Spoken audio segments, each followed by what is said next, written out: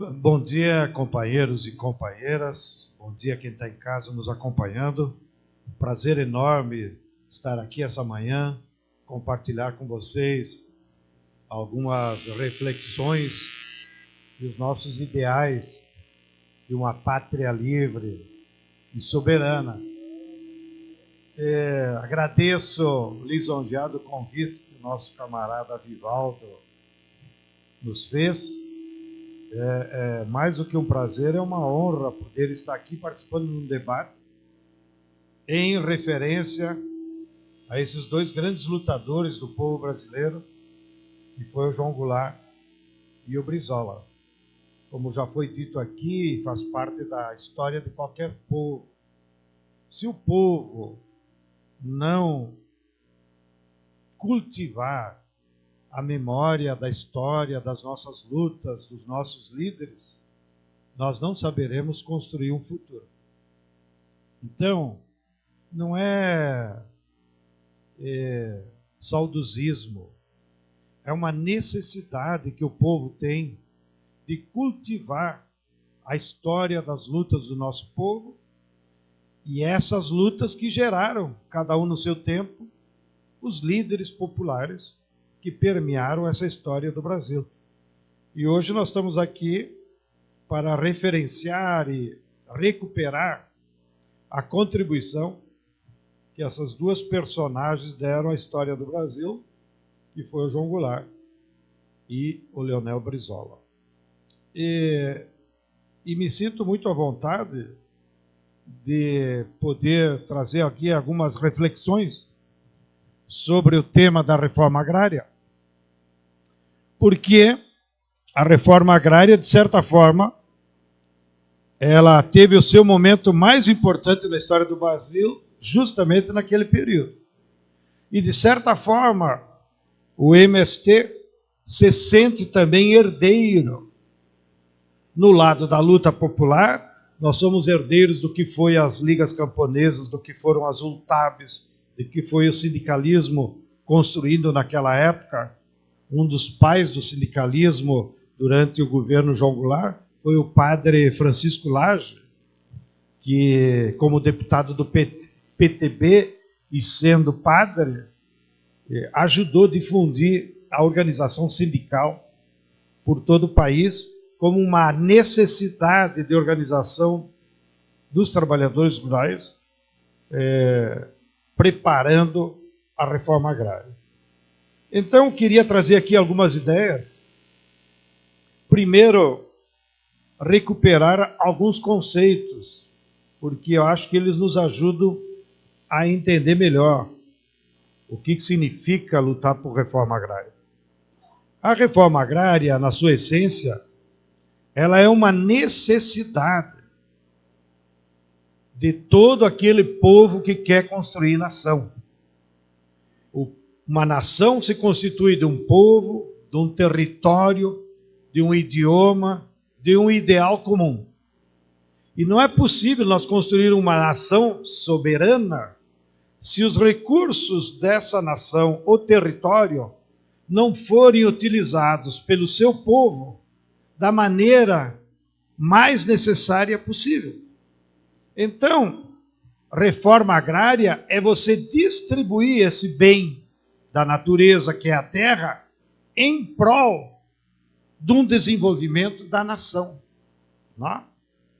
Então, o objetivo principal de uma reforma agrária, ela está umbilicalmente vinculada com a ideia de nação, com a ideia de que você tem que usar os bens da natureza em prol do seu povo, para empoderar o povo, fazer com que ele produza, né, e resolva as necessidades de toda a população. Então, ao longo do século XX, sempre a reforma agrária foi utilizada em todas as nações desenvolvidas como uma forma justamente de empoderar a população para produzir bens e resolver as necessidades de todo mundo. Não há nenhuma nação desenvolvida no mundo que não fez reforma agrária. As mais famosas, só para provocar essa turma de direita que vive falando mal da reforma agrária, As reformas agrárias mais importantes que houve na história da humanidade foram feitas nos Estados Unidos, ainda no final do século XIX, foram feitas em toda a Europa Ocidental. Até hoje, a maior propriedade, João, na Alemanha tem 400 hectares. E a metade dela é obrigada a ficar em floresta. Então, a rigor, na Alemanha, a maior propriedade tem 200 hectares. Tá? Na França é menor ainda. Bom, e depois da Segunda Guerra, notem, quem fez a reforma agrária no Japão para quebrar o poder feudal da monarquia foi o exército dos Estados Unidos, que ganhou a guerra do Japão e impôs uma reforma agrária, que foi feita em 2 anos, 46 e 47. E eles distribuíram todas as terras do Japão para 3, 4 milhões de famílias. Bem, então a reforma agrária tem um sentido econômico, de empoderar o povo, ela tem um sentido democrático. Ora, se ela é um bem da natureza, por que só uma multinacional tem direito a ter a terra? Por que só o Blairomage tem 240 mil hectares? Da onde vem esse direito? Só porque ele tem dinheiro? Não. A terra não é fruto do trabalho, a terra é da natureza. Então, como é que um sujeito, um cidadão dessa nossa sociedade, diz, não, 240 mil hectares é meu? Não pode. Ou seja, para você construir uma sociedade democrática, todos os membros dessa sociedade têm que ter o mesmo direito sobre a terra também. Tá? E nós, inclusive, vivemos num território gigantesco. Se nós dividíssemos terra para todo mundo, ainda ia sobrar muita terra. Nós temos ainda essa vantagem, ao contrário do Japão, que eu acabei de me referir, que quando eles fizeram a reforma agrária lá, eles distribuíram 1,2 hectares por família. E mesmo assim eles se desenvolveram. Bem, e tem também uma conotação da reforma agrária com a justiça social. Não? É uma questão de justiça tu garantir o direito do cara a trabalhar na terra. Bom, esses são os conceitos históricos, universais, que eu acredito, tanto o Brizola como o João Goulart, se basearam. E para seguir a nossa história, nós nunca no Brasil tivemos uma reforma agrária. Até hoje. Nós tivemos ideias, a vontade, a luta, mas nunca houve uma reforma agrária no Brasil. No entanto, os períodos da nossa história que nós chegamos mais próximos foi justamente no governo Brizola, no Rio Grande do Sul, e no governo João Goulart, a nível nacional. O que nós conquistamos de terra de lá para cá não é reforma agrária. O que nós conquistamos de terra são assentamentos, em que os governos de plantão, mesmo no Lula e na Dilma, só desapropriavam as fazendas depois que nós ocupávamos, depois que se criava o conflito social. Então não era uma reforma agrária de iniciativa de um programa nacional de desenvolvimento. Era uma reforma agrária para resolver conflito. Então em tal lugar tem um problema, então vamos lá, como bombeiro, desapropria, paga o fazendeiro, que é assim que está na lei, e resolve o problema daqueles briguentos do MST, que vão lá ocupar a terra e encher o saco. E é assim que eles nos trataram, em todos os governos. Bom, então, o que aconteceu nos 2 governos que eu queria compartilhar com vocês, a título de história. E por isso que eles servem como uma referência. O governo Brizola, lá no Rio Grande do Sul, ele foi um precursor nessas ideias de reforma agrária. E na minha modesta opinião, eu acho que foi o único governo de esquerda que nós tivemos no Brasil, foi 58 a 62. Porque lá, naquele contexto, o Brizola, com a equipe dele, com todo aquele movimento trabalhista que resultou no governo Brizola, eles fizeram coisas que são referência até hoje. Então, concordo contigo, não estamos falando de hipótese, estamos falando de fatos reais que aconteceram na nossa história. Então, naquela época, não havia nenhuma lei de reforma agrária, porque os latifundiários controlavam o Congresso, controlavam tudo. Então, não tinha nada na lei que permitisse fazer uma reforma agrária. E o Brizola teve essa ousadia. Ele criou uma lei no Rio Grande do Sul que fundou o primeiro Instituto de Reforma Agrária. Era o IGRA, Instituto Gaúcho de Reforma Agrária. E uma lei estadual, em 59, que criava a possibilidade, então, de desapropriar e fazer a repartição de terra. E assim, no governo dele, sem uma lei nacional, ele começou a fazer desapropriações de terra com essa lei estadual e com esse Instituto Gaúcho de Reforma Agrária. E começou, dando exemplo, pelas maiores propriedades. Ele começou pela fazenda Sarandi, que tinha 24 mil hectares, e que era de uma família de uruguaios, da burguesia uruguaia, que vinha lá no Rio Grande explorar madeira. Nem era para produzir nada, eles cortavam os pinheiros e exportavam. Ou seja, uma renda expoliativa, né? Não ficava nada lá para o Rio Grande. Ele desapropriou a fazenda Sarandi, e aí começou a reforma agrária, digamos, naquele projeto, ainda que no âmbito estadual. E o Brizola teve a sabedoria de entender o que tinha acontecido no mundo inteiro, que não é possível fazer uma reforma agrária só pela vontade do governo. E não é possível fazer uma reforma agrária só porque tem um movimento camponês, mesmo que seja revolucionário. Não? O caso mais típico do movimento camponês revolucionário foi de Emiliano Zapata. Eles fizeram uma revolução, mataram 500 mil latifundiários e perderam a guerra. A Revolução Mexicana foi derrotada. Né? O Emiliano Zapata foi assassinado. Né? Então, não resultou numa lei de reforma agrária o movimento zapatista da década de 10 e 20.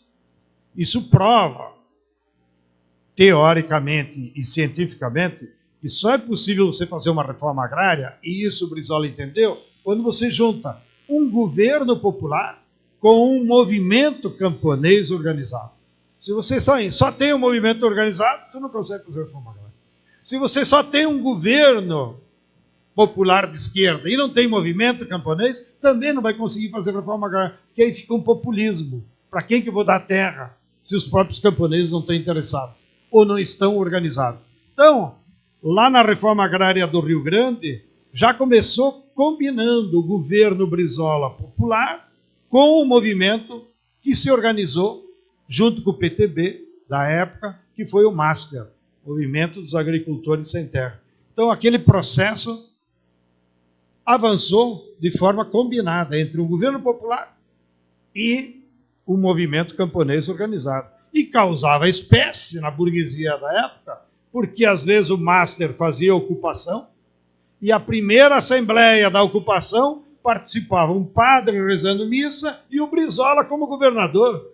Então ficava um negócio meio engraçado, né? O Brizola também era ocupante, né? Mas ele ia lá para dar testemunhas. Eu estou com vocês e vou aplicar a lei para desapropriar esse latifúndio que vocês estão ocupando e denunciando.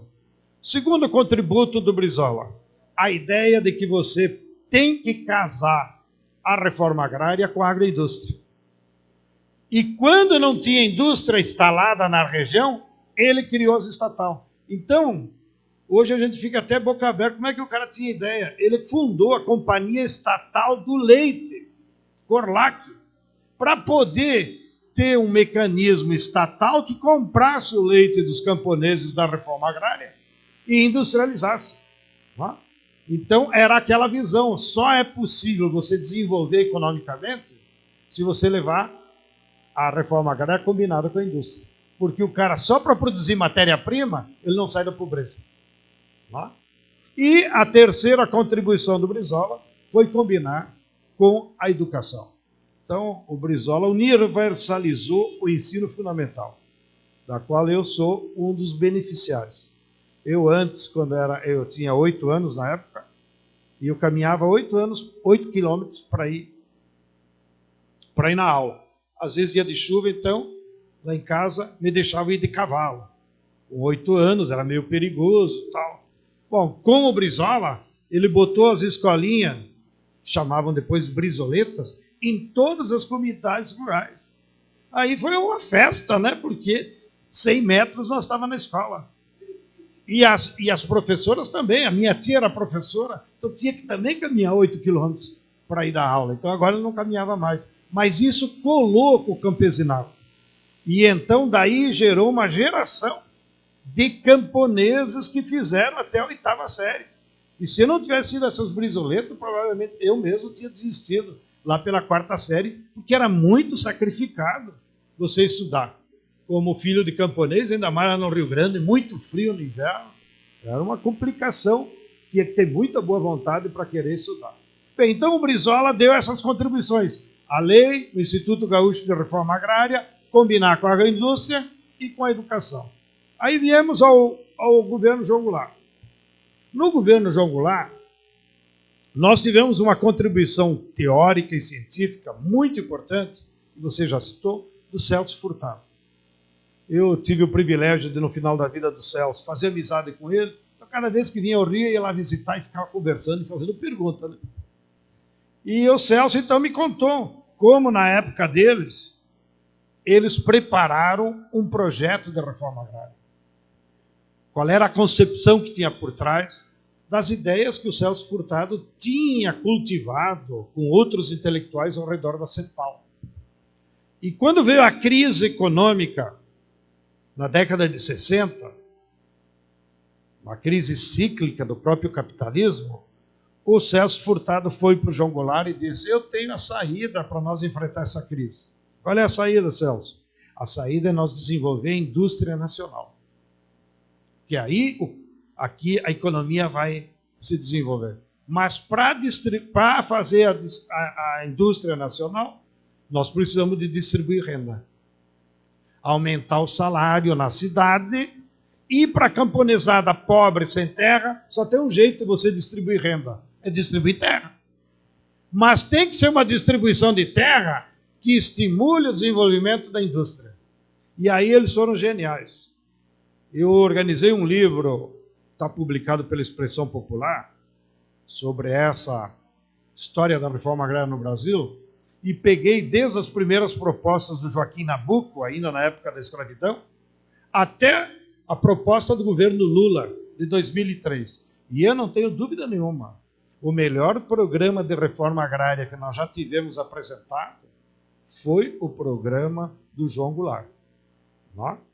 Que, como você disse, algum dia ainda nós vamos recuperar, porque estão lá os fundamentos. Então, por que foi o melhor programa da história do Brasil? Melhor que o do Lula, inclusive, que eu ajudei a escrever.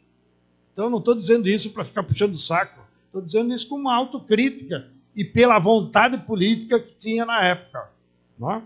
Então, a proposta de reforma agrária do João Goulart, da qual o Celso Furtado, Darcy Ribeiro, o padre Francisco Lage e outros líderes da época contribuíram, o próprio Brizola, né, que vinha dessa experiência lá do Rio Grande do Sul, conformou uma proposta muito simples, mas de um impacto fundamental.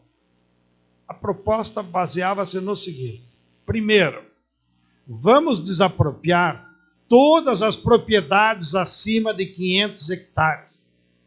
Não me interessa quem é o dono, nem o que produz em cima. Olha, isso significava que você estabelecia na sociedade brasileira tamanho máximo de propriedade. Você é rico? Muito bem. Você, no máximo, pode ter 500 hectares. Porque a terra é um bem da natureza, então você não pode subordinar a natureza ao teu dinheiro. Você quer trabalhar na agricultura? Muito bem. Então você, como rico, terá direito até 500 hectares. E com 500 hectares tu fica mais rico ainda. Bom, mas olha, já era um limite constitucional, ou seja, estabelecia uma questão democrática. Nesse bem da natureza do nosso território, por mais que você seja banqueiro, que você seja blairomagem, que você seja cargil, você só pode ter 500 hectares. Tudo acima disso seria desapropriado, independente de quem era o dono e do que existia. Aí alguém deve ter dito nas reuniões internas: vocês são loucos, isso aqui é uma revolução. Ele disse: não, mas vamos colocar limites. Aonde que nós vamos desapropriar? E eles então se propunham a desapropriar 10 quilômetros de cada lado de todas as rodovias. 10 quilômetros de cada lado de todas as ferrovias. E 10 quilômetros ao redor das açudes e lagos artificiais. Olha a genialidade. Você imagina toda a nossa 101, ou a 116 que nasce lá em Pelotas e vai até Fortaleza. 10 quilômetros de cada lado, distribuir a reforma agrária e instalar milhares de camponeses. E por que 10 quilômetros? Perguntei ao Celso. Por que não foi 100? Disse, não, 10 quilômetros, porque era o suficiente para nós levar a luz elétrica para todo mundo. Então, atrás da reforma agrária, vinha a luz elétrica, né? Que na época já era uma revolução. E por que levar luz elétrica? É só para minha mãe parar de passar ferro com as brasas que nós tínhamos que encher lá o ferro? Não, não era só comunidade. É porque atrás do fio elétrico, não do trio elétrico baiano, do fio elétrico vinha a geladeira, o ferro elétrico, a televisão, o rádio, enfim. O objetivo fundamental era transformar o camponês num estimulador do mercado interno da indústria. Que foi o que aconteceu no Japão. Então, você imagina, entrega a terra para 3 milhões de camponeses e todos eles tendo luz elétrica, num ano você vai vender 3 milhões de geladeira. 3 milhões de... E quem é que vai fazer essa geladeira? A indústria nacional. Bom, então aí a genialidade dos 10 quilômetros. Né? E o outro lado a mesma coisa. Se o camponês estava no máximo a 10 quilômetros do asfalto ou da ferrovia, seria uma maneira muito rápida dele escoar a produção. Então, aí estava a genialidade da proposta. Né? Claro, depois tinha outras características que eles incorporaram na proposta de lei, que era a criação do IBRA, Instituto Brasileiro de Reforma Agrária, que era, digamos, baseado na experiência do IGRA, e o IBRA foi, então, o pai do que é hoje o INCRA, né? Cujo primeiro presidente foi o padre Francisco Lage, que era deputado do PTB e era um homem muito ligado aos movimentos camponeses. Então, de novo, aquele espírito. Nós só vamos fazer reforma agrária combinando o governo com o movimento camponês, porque se os camponeses não se organizarem, não haverá a reforma agrária. Então, daí saiu, então, junto o IBRA, tinha também na proposta uma ideia de estimular o cooperativismo, né? Então, aonde fosse possível instalar cooperativas para organizar o comércio, para organizar a agroindústria, e também, pela primeira vez, se incorporava na lei a ideia de pagar imposto sobre a propriedade da terra. Note, até 1963, nenhum fazendeiro pagou imposto sobre suas terras. Ou seja, isso aqui era um paraíso da especulação fundiária. Tá? E agora, de novo, vocês viram que o Temer e o atual governo quer isentar do fundo rural os fazendeiros, cujo fundo rural custa para os fazendeiros 2% sobre o valor da produção. Não há imposto no mundo tão baixo. E ainda assim, eles não pagam e agora querem anistia total de 70 bilhões que eles estão devendo. Então, se só recolhesse isso aí para o INSS, porque o fundo rural vai direto para o INSS, nós já teríamos aí um fôlego. Né? Então, isso é uma das provas de que a Previdência não é deficitária. O que nós temos é um processo de sonegação incontrolável. Mas fecha parênteses. Bom, então esse programa de reforma agrária, que nos dá lições até agora, né? E é por isso que nós incorporamos nos nossos propostas de reforma agrária do MST essas ideias, ó.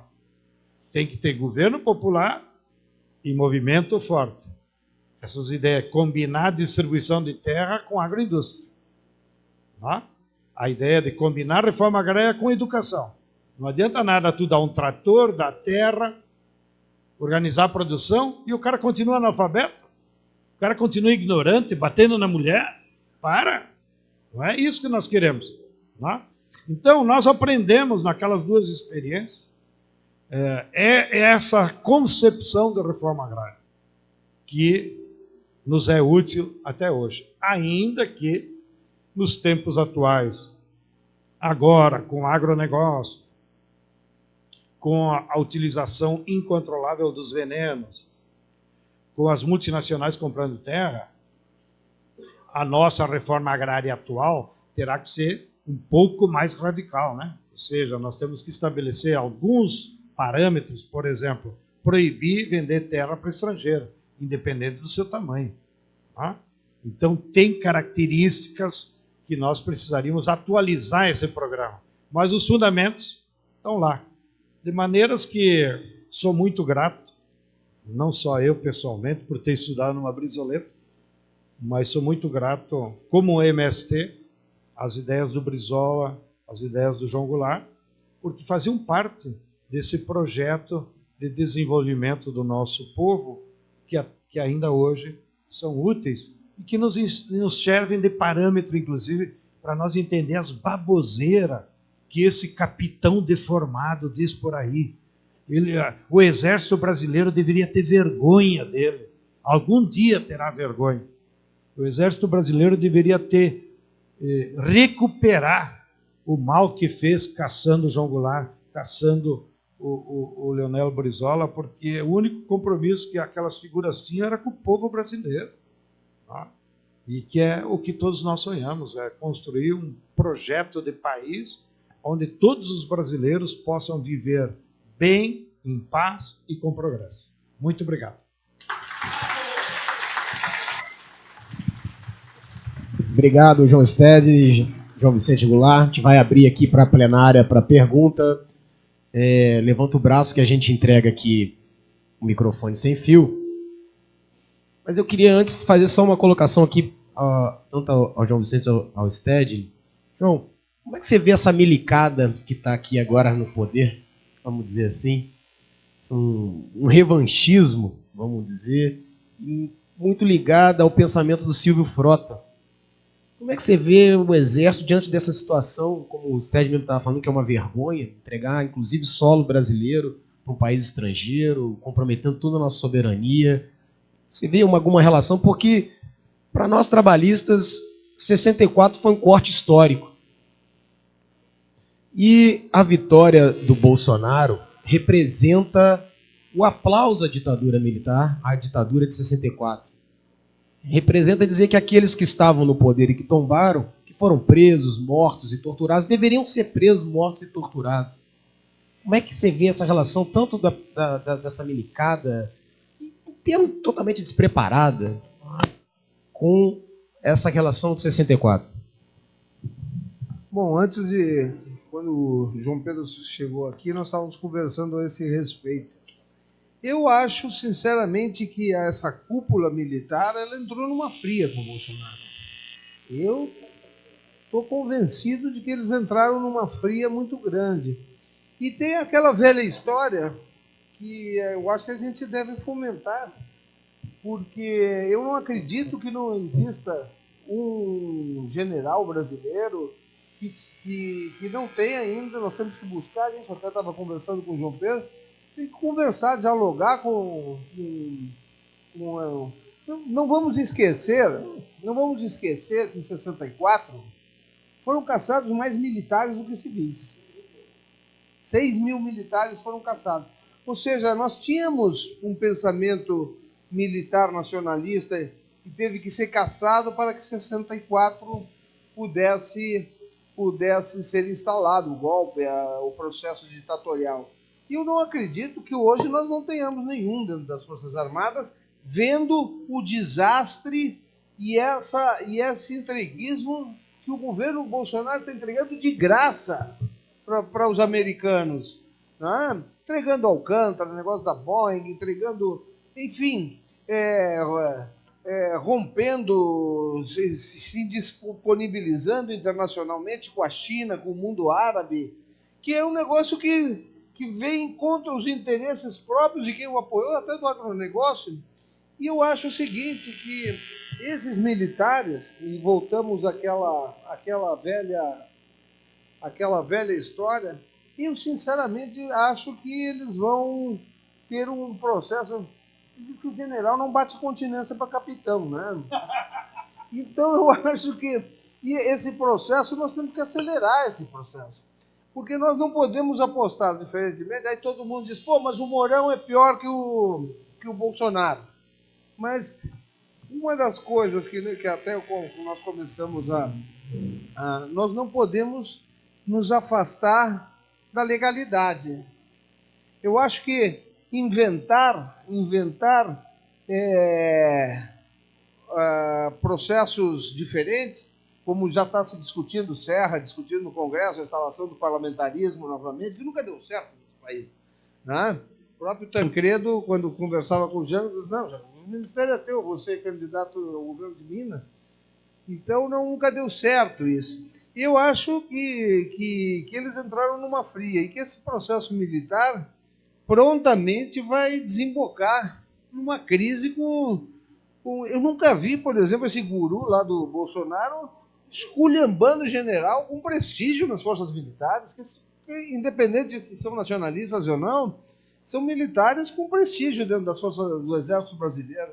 E essa passividade deles aí é muito grativa. Não tem nenhum aí apoiando. Dizem que já deram uma prensa nele, né? Forte.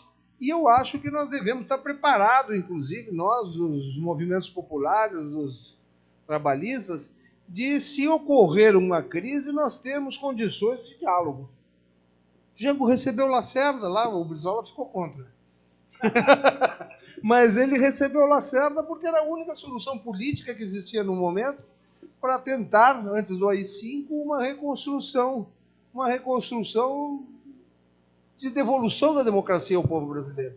Mas, enfim, no meu entendimento, eu acho que nós temos que estar preparados para o diálogo, porque prontamente eles se deram conta que entraram numa fria, e esse desprestígio que o João Pedro falou aqui é uma vergonha. Para amanhã ou depois, vocês voltaram com um discurso dizendo que os militares estavam voltando, mas voltaram com um besta quadrada, que está desmoralizando o Exército, está desmoralizando as Forças Armadas brasileiras. Eu acho que nós temos que estar preparados para o diálogo.